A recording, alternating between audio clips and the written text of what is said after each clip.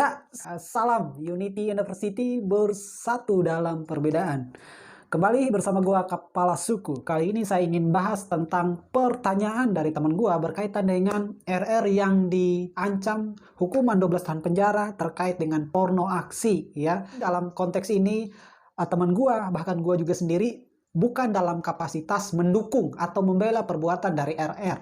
Hanya saja teman gua ini mempertanyakan kenapa hukuman ya RR yang melakukan suatu perbuatan ya akibat dari dampak PPKM yang berkepanjangan sehingga dia mencari pekerjaan alternatif untuk menghidupi diri dan keluarganya, kenapa sampai diancam 12 tahun penjara ya. Bahkan mirisnya seorang koruptor aja minta negosiasi hukuman dan bahkan mungkin vonis hukumannya tidak sampai 12 tahun penjara.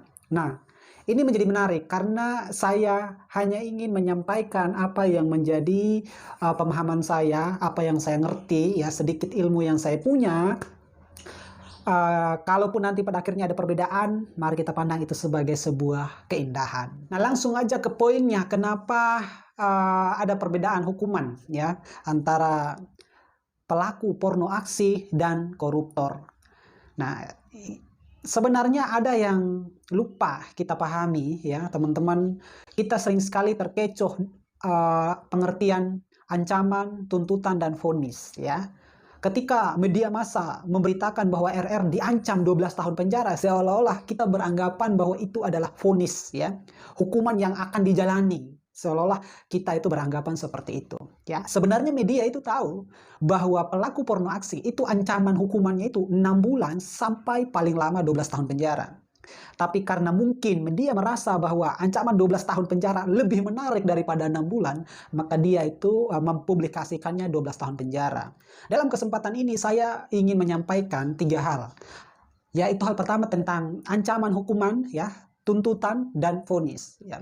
Ancaman hukuman itu ya, kalau kita bicara kasusnya RR ini, maka ketika dia melakukan porno aksi, maka ancaman hukumannya itu adalah 4 sampai 12 tahun 6 bulan sampai 12 tahun penjara. Nah, bisa aja nanti ketika sudah dilimpahkan ke pengadilan ya, ditangani oleh jaksa penuntut umum, bisa aja si RR ini, bisa aja ancaman hukuman 12 tahun penjara itu menjadi tuntutan jaksa ya, bisa aja menjadi 4 tahun atau 1 tahun atau 3 tahun ya. Ya sangat bergantung pada alat bukti itu sendiri. Nah, terus yang ketiga ada yang namanya vonis. Nah, vonis hakim inilah yang menjadi finish, yang menjadi kesimpulan akhir dari kasus itu. Apakah hakim ya memvonis hukuman terhadap RR itu berkaitan dengan tuntutan jaksa? Kalau seandainya jaksa nuntut setahun, apakah hakim setuju dengan 1 tahun? Apakah setuju dengan 10 tahun? Nah, atau hakim memberikan vonis kepada RR ini di luar apa yang ditentukan, yang dituntut oleh jaksa, itu juga menjadi fakta di pengadilan nanti. Jadi ancaman 12 tahun penjara bukanlah ya keputusan final dari pengadilan itu sendiri. Masih ada tuntutan, masih ada vonis ya. Kalau vonisnya 12 tahun penjara, baru ini menjadi suatu pertanyaan yang sangat kita pertanyakan ya, karena faktanya koruptor tidak sebesar itu vonis hukumannya. Terus jika pertanyaannya kenapa pelaku koruptor relatif kecil hukumannya? Nah, sebenarnya dalam aturan perundang-undangan dijelaskan bahwa seorang koruptor itu ancaman hukumannya paling sedikit 4 tahun ya, paling lama 20 tahun, bahkan bisa diancam hukuman mati. Menurut almarhum ya Profesor Alkijo Alkostar, kalau seorang koruptor mengkorupsi dana bencana bantuan alam, itu mestinya dihukum hukuman mati. Nah, akan tetapi fakta yang kita lihat bahwa banyak koruptor yang dihukum ya di bawah 20 tahun, itu menjadi persoalan di bangsa kita ini ya. Bukan berarti hukumnya nggak benar, hukumnya sudah jelas-jelas mengatur tentang hukumannya. Hanya saja yang namanya politisi pasti sangat terkait dengan partai politik. Harus diingat bahwa bangsa ini dikuasai oleh partai politik.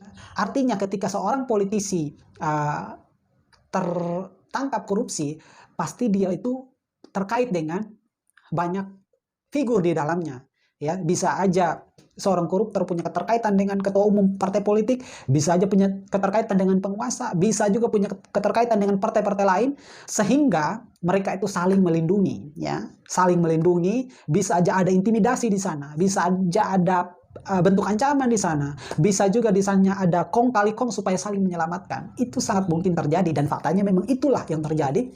Sehingga banyak politisi yang tersandung kasus korupsi cenderung hukumannya lebih kecil.